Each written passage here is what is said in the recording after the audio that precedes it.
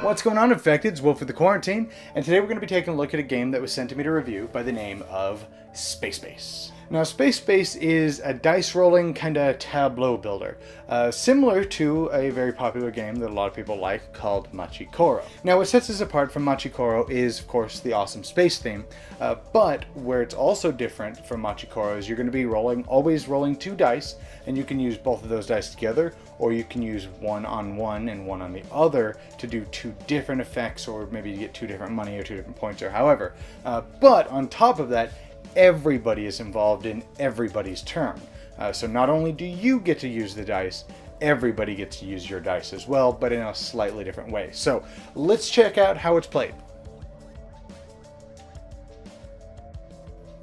Alright, this is basically Space Base setup, ready to go. Now I only have 1 player board set out, but you'll still get the idea of kind of how the game is played. So you're going to be dealt 1 random little ship here. You're going to put it in the appropriate area with the number in the top right, and then you're going to put whatever card was there under the appropriate card, and that'll make sense in a minute, and you're going to lose money according to what it was. Now the gameplay is very, very simple. You're always going to roll these 2 dice, and then you're going to either combine them. Well, you look at that. You're either going to combine them, and I can choose to activate number 12 and just generate an economy, which I'll explain in a second, or I can use 6 twice, so I can just get 2 money. Now, for all intent and purpose, if it's blue, you do it on your turn. If it's red and up here, you do it on the opponent's turn. Because now what your opponents would do, let's say this was my opponent's board, they're going to look at their 12, and if they have a red up here, then they could use the ability that shows on the red. So for example, if I had rolled, let's say, I don't know, a 3 and a 2. If this was my opponent's board, they would be able to get 1 money because the 3 is activating their 3 location. So they would get 1 money and it would go up here and they got to do something on their turn. So it keeps them engaged when it's not their turn. Now you have 3 different tracks. You have income, or how much money you have currently. Then you have basically income, as the little green planet. It's what at the end of your turn your money is going to go to if you have less than that. So what that means is, let's say my income generation was at 10, and I spent a bunch of money, and I'm now down to 5 coins. At the end of my turn, this is going to go back up to what my income generation is. So it allows you to have a consistent economy, so you can buy some of the larger cards with a little bit more ease. Then below that you have the victory points. First person to 40 points is going to be declared the winner. Now, I only have 3 coins here, so after you've rolled your dice and you've allocated them either 2 to 1 or however you're going to split them up, now you can buy a single card from the market. Now when you buy a card, I only have 3 coins, so in the top left corner you have the amount of coins, and the top right is the number it has to go to. So when we look here, I have a 12, and that gives me 6 income and 1 economy, which is pretty cool, but I have to roll a 12, which there's only one way to roll a 12 on 2d6, and that's boxcars. So it's all about statistically, what are you going to roll? So statistically, it's a little bit higher chance that I'm going to roll an 11, and a little bit higher chance I'm going to roll a 4, but of course, 6, 7, and 8 are the 2 most commonly rolled numbers on 2d6. So in this case, maybe I spend my $3, so this would go down to 0, and I'll buy this, because if I activate it on my turn, I get $2. But what you're going to do is you're going to look at the 4 location, you're going to take whatever's there, and you're going to flip it upside down, and you're going to slide it under, and then you're going to put the card there. Now, there's no limit to how many cards you will have in any one spot. So these are going to build up really, really high. So, of course, you're going to want 6, 7, and 8s usually be the ones provided you can, that you're going to want to build up, because you're going to want to be gaining money and stuff during your opponent's turn. With that said, maybe you also want 1s, 2s, 3s, maybe 4s, or whatever, 1 through 6, because that way you're always going to get something on your opponent's turn.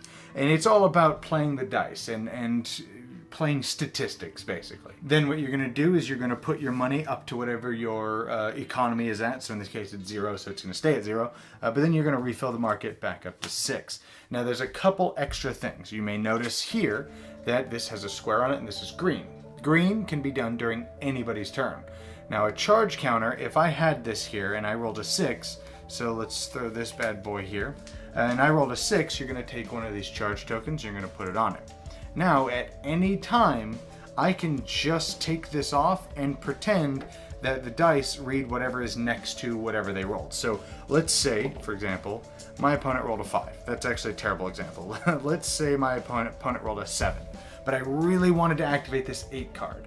So I could take this off and expend that and pretend that is the number next to what it was rolled. So it was a 7, so now it's the number right of this, so now it's an 8.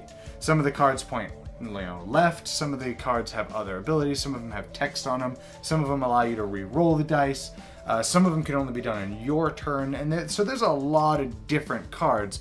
But then there's other ones here that if they have a link symbol between all of them, that means you have to fill this up before you can use it, and you must spend all of them to use the ability. Now in this case, you're always going to fill up the top 2, but if you're playing with 2 players or 2 or 3 players, you're going to fill up all of these. If you're playing with 4 players, of course, you're only going to use the 2. You're playing with 3, you only need to fill up the 3. So that's pretty much the gist of how you play, actually. You're going to continue to do this until one player reaches 40 points. Now, the only thing I haven't talked about is the station cards here. Now, these ones are interesting. They generally cost a lot more, and they're one-time just boost to points. So I could say, buy this. If I had 30 coins, I can buy this, and it's going to go into my 8 location. So this, of course, is still going to flip over like this. But this is going to go here. I'm going to jump up 10 points. But now the problem is, if I roll an 8 or anything like that, if I roll a 4 and a 4 or a 5 and a 3, whatever, I roll an 8, and I activate this, it doesn't do anything. So that's where the problem lies. Now, if my opponents were to roll 8, I would still get the top, so I would still get my 2, because it's red. But you never get to activate an 8 on your turn again. So they're a good way to get really quick, fast points just for money, rather than relying on luck of the draw, but you're going to cheat yourself out of special abilities because you can't replace this either. Once you've placed a station in a location, that will remain that for the remainder of the game. So you kind of have to weigh your options and kind of figure out how you want to play depending on your strategy. Do you use the higher numbers, 10, 11, 12, that's statistically less likely to be rolled? Do you do it on these? Or do you put them, somewhere else? Maybe you put it here on a 5 because, I don't know, whatever, you don't want to get rid of some cool cards or whatever. So there's a lot of strategy that goes into the thought here. And that is Space Base. So what do I think about it? Well, first and foremost, when AEG sent this to me, I was pretty stoked. I saw it, immediately saw the space theme, was like, yep, this is gonna be good, because you guys know I'm a big sucker for sci-fi and space themed anything. But then I started flipping through the rulebook, and I got a little bit disappointed because I don't like Machikoro. It's just a luck fest, and it's annoying, and I don't like it. I'm not a big fan of dice rolling games, and I get the concept behind them. You gotta kind of bet on, 6, 7, and 8 really are statistically the highest chances, which is pretty cool. In the back of the book, it actually has a chart that shows all of the different dice combinations for each number, which is really cool. So people who don't know that and want to see physically what the odds are, it's really cool. But I was reading through the rulebook and I was getting kind of disappointed, and I was like, oh no, I don't like Machikoro. But I'll go into it unbiased because I'm pretty good about that, I feel. So I go in and I played it, and I actually thoroughly enjoyed this game for 2 main reasons. The simple fact that A, you're always rolling 2 dice. Awesome, because I hate that in Machikoro. You're rolling the 1 die until you upgrade to now you can roll 2, and then now you have to choose, do I roll 1 or 2, and I hate that a lot. Now with this one, you're always rolling those 2, but then now you're given a choice. You're always going to be able to use your numbers, which is awesome. But where you use them, now that's where the strategy comes into play. So basically it takes Machikoro and makes it good and strategic rather than just throw some dice and hope for the best. And I know I'm probably going to get flack for that, but whatever. And so the fact that you can split up the dice and use 2 different areas, or use the same thing twice, or you can combine them and use a larger number, I love that. I love that so much. I feel makes the game, so like I said, it gives it a little bit more strategy to the game, and that simple change made me go from hating Machikoro to loving this game. This game is way better, but leaps and bounds, almost actually in every way, is better than Machikoro. And then you tack that on to the fact that, maybe you centralize your strategy on that economy generation. So the little green planet thing. You start, stacking a bunch of cards that do that. And then now at the end of every single turn, you're just starting off with, 10, 15, 20, even 30 if you put that much into it. 30 coins for free every turn, doesn't matter what you roll. So you're always going to be buying those big bad cards. And I love that so much. And then, they did away with the coins, like Machikoro has little token coins, which are neat. But now you just have this little chart, which honestly, I would have liked the coins better. But I definitely see why they did it, because there are some glaring flaws with the game as well that some people are going to want to know about. The biggest one is it actually takes up a good bit of real estate. Not Machikoro real estate, but it still takes up a decent bit of real estate on the table. You play this with 4 players, you're going to be taking up most of the table, because you have to have the 6 cards laid out, you have to have the space station laid out, everybody's got the location, cards are sticking out off the top, so you're going to need all of this room. It's not super bad. I have a standard dining room table as my game table, and we were able to fit it on just fine. So it's not a super big deal, but definitely it may be an issue for some people. Now, of course, the other thing that a lot of people are not going to like, which I thought I wouldn't, is you're rolling dice. You are going to be at the mercy of the dice. So if you don't like luck-based games, you're definitely not going to like this. But again, I don't like very heavy luck games, and I like this because you're always going to be able to do something. You're on your turn, you're going to be able to activate those dice. It's just a matter of where. And you're still given that choice. Do you want the 2 different things or the one thing? And then on your opponent's turn, you're always still engaged, because you have to look at what they rolled. Okay, can I use that? No, I can't, because I haven't upgraded that many cards. Because I'm going back to positives again. Another one of the really cool things is, which cards do you upgrade? Do you upgrade the, say 6, 7, or 8? Or 7 or 8 is actually a great example. A 7 or an 8, less likely chance that you're going to be getting it, but on your opponent's turn, because when you upgrade a card, those go up on top. So do you upgrade single, 6, 7s, and 8s and just make those, hit really big so when you roll them more often than not? Or do you spread it out so you're getting more things on your opponent's turn? So again, the luck aspect, it's of course going to be there. You're going to have a couple frustrating turns more than likely where you roll and go, God, that's not what I need, or I need to roll this one friggin' number, or why do I keep rolling boxcars, and stuff like that. So you're going to have that, and that's going to turn some people off. Another minor gripe is, if you're like me, and this is a very minor gripe, how the hell are you supposed to sleeve these?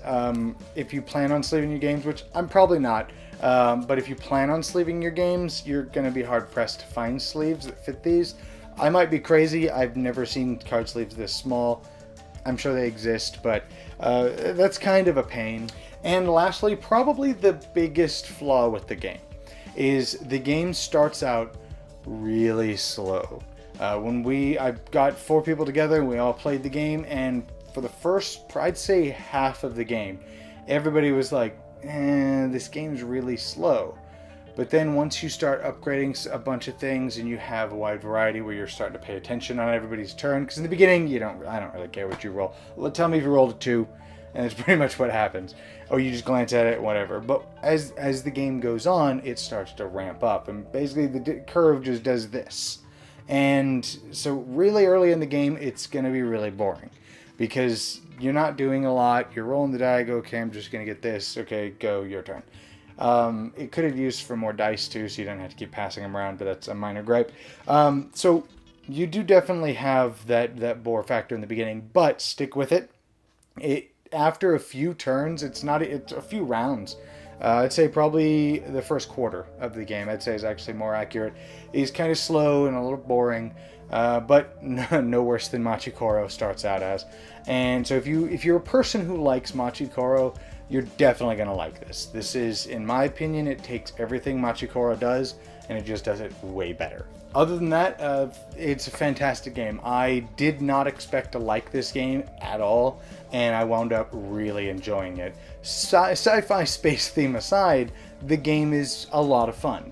Like I said, don't expect a riveting, at the edge of your seat game until about the last half of the game. You do need to go in knowing that it's going to be a little slow at first because you're getting your engine going. But once you do, the game is fantastic. There's a lot of strategic luck in the game. How are you going to play these dice? You know what the most common dice rolls are, so how are you going to play those? And the fact that you're always given a choice during your turn is also really cool. I actually thoroughly enjoy this game. Definitely check it out. Anyways, this is starting to turn into a ramble. I'll see you guys next time in the Quarantine.